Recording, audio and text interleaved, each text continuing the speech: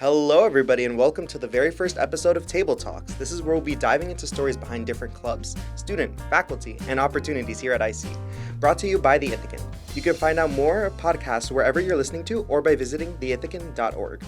My name is Tony Ortiz, and to kick the series off, we're starting strong. Today, we are joined by the Ithacan's very own editor-in-chief, Prakriti Panwar, and managing editor, Reese Schenkel. Yep. Awesome. How are you guys doing today? Good. How are you? I'm doing fantastic. Awesome. I'm excited to have the opportunity to interview you guys today. If you guys don't mind, would you guys mind telling the viewers at home what your jobs are at the Ithacan? Yeah, I'll start. I'm the editor-in-chief, so I am basically in charge of making sure all of our content looks good. So all the sections that we have, their content goes through me mostly, and I leave comments on stuff, and I give my edits. That's basically what I do. I read a lot, and I give a lot of edits. I also I guess Reese will talk more about this, but I'm more on the content side of things, and Reese is more on the people side of things. But yeah. Yeah. So as managing editor, I'm more organizationally focused, making sure that our content is coming in smoothly, that just organizationally things are going well, and then also just making sure that our e-board and staff in general feel comfortable in the office and making sure that they just feel welcome and that our office is a safe space for them. Wow. So at the Ithacan, what kind of stories do you guys do? And what kind of topics do you guys typically cover? Yeah, anything campus affairs and Ithaca related. We obviously want to focus more on what's happening on campus. What do people care about? What are some of their grievances? And how we can clarify some information. For example, we're sitting in the makerspace area sort of right now. That's under renovation, and people were like, I wonder what's happening. And news was let's write a story about it. So anything that you see on campus that raises any alarms or rings any bells or raises any questions, we cover that. We do cover local stuff too. I know we're putting out a voter guide, and that covers just local general elections and how things are working. So just, I guess to sum it up, we do campus affairs and local Ithaca stuff. Yeah, and if we're doing local Ithaca stuff, then we always try to make sure that it has a IC-specific tie some way or another. That's awesome. So speaking about how you guys specifically focus on IC topics, recently there has been a lot of pushback based on the lunch menus and budget cuts. How do you guys, as part of the Ithacan, make sure that you can be a reliable source for viewers, but also being aware that you are part of the IC community and being respectful of that? Yeah, I think being part of the IC community as students first too is I guess one of the biggest advantages we have as student journalists. We have access to communities and people that administration may necessarily not, and that's how a lot of our stories stem from the first place, right? So when the news team was deciding to do the dining hall story, I remember a lot of our conversations around that was, and I've been hearing this, and I've been hearing that, and that's all it was in the moment, everything we've been hearing. And we all came together and we're okay, well, there's something here. People are confused. And the news team was we're here to clarify it. So I think us being students gives us a unique perspective. And there is a fine balance between being a student journalist and a student. But I think just being in that educational setting as someone who's here to learn first gives you a good advantage in terms of being a journalist after. Yeah, and talking, just thinking about specifically fact-checking and making sure that we're reputable, we're talking to the specific faculty that are making these decisions. That's part of our job, is to make sure that we're being accurate, and then along the editing process, we also have copy editors that fact-check us. So there's a lot of steps along the way to make sure that we're being accurate. Have you guys found pushback from faculty or from administration on any of the stories that you cover? Because I know sometimes they might not necessarily be in favor of Ithaca College, but it's also our job as journalists to be truthful and honest. So how do you guys handle that? Yeah, we get angry emails or dissatisfied calls all the time, and that's part of the process. I think there's just a lot of comfort in knowing that we have an 8 to 10 step process where there are legitimately at least 5 people looking at your story and making sure everything looks fine. And just having confidence in the fact that our information is accurate and that we've reached out to like all possible parties involved in the story to make sure their voice is heard and we're not leaving anyone out, because omission is not okay either. When you leave someone out of the story, that's as important. That is an important part of the story, and that is an active choice you're making. So I think we're really confident in the fact, and this is something I emphasize in my edits too, is like reach out to as many people as possible. Reach out to like all the stakeholders in the story, because you don't want to be intentionally or unintentionally just missing someone out. Maybe they have something important to say. You can always prioritize voices, while you're writing the story, but your due diligence as a reporter should be reaching out to all sources possible and seeking comment from them. And we really drill that down. And we have like our due diligence process of like editors looking at it, copy editors looking at it, and whatnot. So I think when we do receive pushback, we are very open to like sitting down with the person who reached out to us and being like, hey, we want to know like what's going on. And if it's factually incorrect, we will by all means correct it. But if it is just something that you didn't like about the story, I don't know what we can do, because we're simply presenting the facts, and maybe that's just how things are. But we do encourage having a conversation, and our community outreach manager, shout out to Kai, does a really good job of that, where she like is in touch with administration and has like office hours and is like, I want to talk to you. What is something you haven't liked at the Ithacan, or what is something we've misrepresented maybe, or could have done a better job of? So I would say it's like a balance of being confident in your reporting and your accuracy, and also being open to like listening to people. Yeah, I mean, Prakriti kind of took the words out of my mouth. Our community outreach manager, Kai Link, is doing a really great job. We've created feedback forms. She's made herself very visible on campus as to make sure that people feel comfortable talking to us, staff, faculty, or otherwise. So yeah, we just really appreciate the work that she's been doing to make sure that even if people are upset with our reporting for one reason or another, they have a vessel to tell that to us. That's really awesome. And I guess bouncing off of that, you mentioned in your process how you have many editors, many fact checkers, and people like that checking over all the stuff. How would you, or I guess not how would you, what do you expect in new people who are trying to become a part of the Ithacan? Like, for example, me. In case if the viewers don't know, I am a freshman here at IC. And it's just like, I guess what I'm trying to ask is, how do you handle teaching new people how to work in the Ithacan while also maintaining the high-level standards that you guys already have? I mean, that's a really good question. We have started to do all-staff training, which is really just laying down the basics of what we expect from a writer, whether it be just basic story structure that our section editors kind of get more hands-on with, or just the basic commitment levels that we ask of people. But, however, with that being said, we've really encouraged first years, anyone, to really participate and join us. My first story was the Deputy Digital Campaign Manager for the Biden administration. It was a Q&A. He was an IC alum. And that just, that's a lot of trust to put in a first-year student. Yeah. But we really encourage that oomph, Yeah, I mean, I'm not going to lie. It is really tough. We're students, too. Like, I was where you were, 3.5 years ago. And I think it just all comes down to mentorship and being open to feedback, and that goes both ways. I think something I really like to see in freshmen is just being open and receptive to feedback. And I think I love it when people push back and are like, well, why? Because, it makes me question why I might be doing certain things. But at the same time, when I'm like, well, here's why, and here's why, it has been happening this way for the past decade or whatever, and people are like, got you. So I really appreciate that mindset of like, I'm asking you because I'm genuinely curious, not because I'm like questioning what you're doing. But at the same time, like, I want to question things, that's the mark of a good journalist, like asking the why.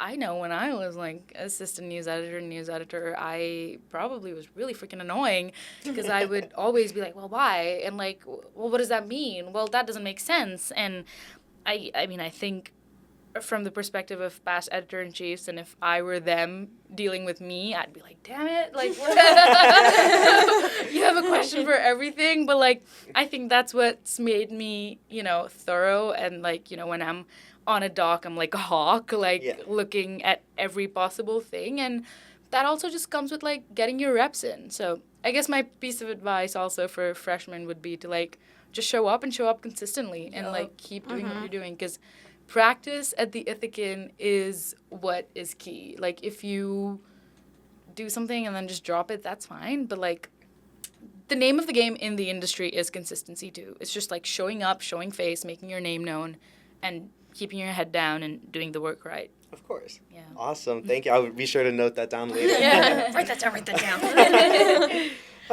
You also talk about your mentors in the past. I just wanted to ask both of you, do you guys have like a specific plan for the legacy you guys want to leave behind after you guys move on from this position? Wow, that's a really good question. I've been really, wow. It's a profound question. I know. Yeah. I mean, at the end of the day, I just hope in my time here that I left a good impact, that people reflected on their time with me and was like, oh, this was productive. I liked working with Reese. And I hope whoever the next managing editor is can use me as a resource. But I don't want to leave them in the dust. But at the same time, I don't want to make them feel like they have to be a copycat of me, because that's equally unfair. So just making sure that they have the groundwork that they need, but that they feel comfortable expanding it or narrowing it the way that they see fit to the position. Because from all different years of leadership, the EIC and managing editor position has changed depending on the skill set. And that shouldn't change. That should remain the same. Just making sure that there's flexibility to the position, and whoever the next leadership is, making sure that they continue that flexibility. Yeah, of course. I mean, I guess I have less of a human-facing answer, but I really want to, like, leave behind the legacy of, like, us being damn good student journalists, and I do not take that lightly. Like, my standards for this paper are high, and yes, we're a student newspaper, we're still learning, but that does not mean the standard goes down, And I really want to make sure that legacy continues in a healthy way, of course. We don't want to be, like, making people feel scared in terms of, like, joining the Ithacan, or, like, scared to be messing up. No, you can mess up if it's genuine, but, like, fix it, Yeah. And just holding people to that standard of, like, you are a real journalist, even if you're a student journalist, and you're doing real work at the Ithacan. And I really just want that legacy to remain, because some of our best work has come out of, like, people just having that faith in each other here at the Ithacan, and being willing to, like, bounce ideas off of each other, and, like, working in a creative yet journalistic environment. Yeah, the integrity and accountability part is super important. Mm-hmm. We just want all of our staff to feel confident in the work that they're producing. Yeah, of course. And with all of these stories that you're talking about, is there a specific one that comes to mind when you think about, like, some of your best work? Or maybe not something that's necessarily, like, top standard, but something that really stuck out to you personally? Like a funny story, or perhaps some mishaps? Okay, so I joined the board my second semester freshman year as chief copy, and then the following semester during my sophomore year was when the Cornell encampments were happening and protest, and nothing can be published until chief copy has looked at it, and so I was on call all the time. Which was really exciting because it made me feel very included, which was great. And it was also super cool to see such on-the-ground reporting, because we had people just, like, out there with their phones, with the press pass, talking to people. And so that, like, field work was really fun to be a part of, even if I wasn't physically there. Yeah, and I think things like those, like, highlight the collaborative effort at the Ithacan, right? Like, there were a bunch of us. I think I was, like, assistant news, I think I was news editor back then. Like, we were going out and, like, reporting, and then we'd be like, Reese, oh my God, can you look at this? And, like, Sid, can you look at this? And we were, like, it was just so nice seeing all of us just come together and report on this really, really important thing. Did you hear my gulping? No. But yeah, it would, like, I remember usually the news team is the first, like, responder for all of these things. But I remember, like, back then our video editor, Ray, being there. Our Yeah, life and Mariana culture was editor, there, yeah. Like, everyone just showed up because they were like, you know what? Like, the news team can't do this alone. This is an important thing. We want to be a part of this coverage. And we would, like, quite literally, like, take shifts and, like, Yeah. set up Whoa. rides. Yeah. And it was, like, a real functioning newsroom. Yeah. And it was just such a nice thing to see come together, you know? And it just described what the Ithacan is Yeah. really well. But another anecdote that I had, which is not content related, which I think, you know, people who are learning should keep in mind. And I actually just said it when we were in the office, but it's my second semester as assistant news editor was my sophomore year, and my managing editor was Malik. And I still had a lot of questions about the work I did, right? Because I was, like, a little slow to catch up, and I was like, well, how do you do this? And I'm so sorry to bother you, and I'm so sorry for asking you so many questions, and I would, like, apologize a lot. Yeah. And he, like, had a chat with me, and he was like, why do you apologize so much? And I was like, you know, I feel bad because I'm, like, bothering people. All these people know what pikas are, and they know what kernings are, and I don't know that. And he was like, yeah, but you're here to learn. You don't need to be apologizing. You're learning. And that was just such, like, an aha moment for me, because no one before that had taken the effort to, like, sit me down and be like, you're learning and you're doing excellent work, and those two things can happen at the same time. Mm-hmm. And you do not need to be apologizing for that. And you need not be, like, you know, putting yourself down for that. And that's, I guess that also goes back to the legacy part of thing, right? Like, just keeping that legacy alive of, like, learn and be good at it and, like, keep improving, I think. And, like, don't apologize, especially, like, as, like, women of color in these spaces. Like, we're so used to being like, well, we're the ones inconveniencing all these other people in the room who feel very comfortable in the space, right, for whatever reason, and you might not, coming from a specific community. So I guess that was the one thing that, like, really shifted my mindset. Like, and it's something I try to, like, stop people from doing too. When, you know, like, today Marissa made, like, a noise with her chair and was like, I'm sorry. And I was like, what are you sorry for? Like, genuinely, just, like, clocking people and being like, like, genuinely, what are you apologizing for? Exactly. They go, oh, I don't know. I go, so you don't need to apologize. Exactly. Yeah. Wow. Yeah. Don't stop apologizing. Exactly. You're here to learn, and you don't need to apologize for that. Yeah, your being is not inconvenient. Mm-hmm. Yeah. Wow, I have to unsend a bunch of emails now. So when you guys were talking about this, it sounds like at the Ithacan, there's, like, a really big, like, tight-knit family over there. What do you guys, or what steps do you guys take to help foster that, like, community and, like, help expand it to more than what it is than just editing papers and stuff?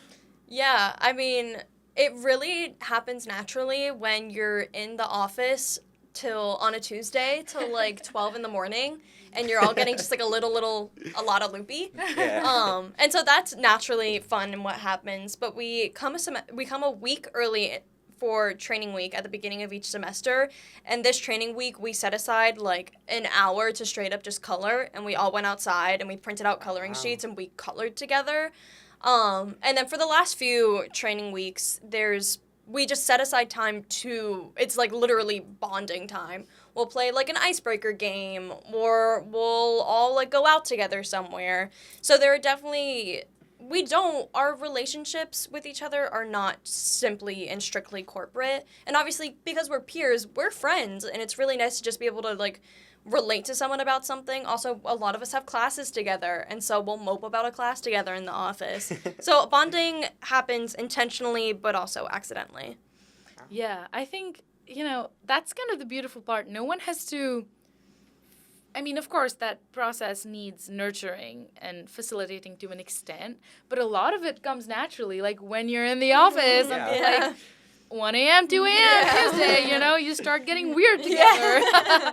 I know I used to, well, I still do. Whenever I get stressed, I have laughter fits. So I just start, like, burst out laughing, and it's an awkward time, but I, like, can't stop and have to step out, and, you know, it's a whole thing. And I'm trying to be better at it, but it's, like, things like that. And, you know, like, I met some of my best friends at the Ithacan. They were e-board members. They're not anymore, but, like, all of those bonds came from us, like, working on, like, Ithacan stories together. Like, Vivian and I were on the news team together. She's one of my best friends. And, like, we would work on stories that we were passionate about together. We would, like, divide and conquer sources and be like, okay, you're going to reach out to this person, I'm going to reach out to that person. And we would like sit together and like put it together. And again, it was just something that was like a great combination of like just knowing someone really well and being passionate about similar things and wanting to do important work. And again, it goes back to the idea of being receptive to feedback and being like straight up with each other and being like, that's not a good sentence. I am stumbling over it. Let's change it.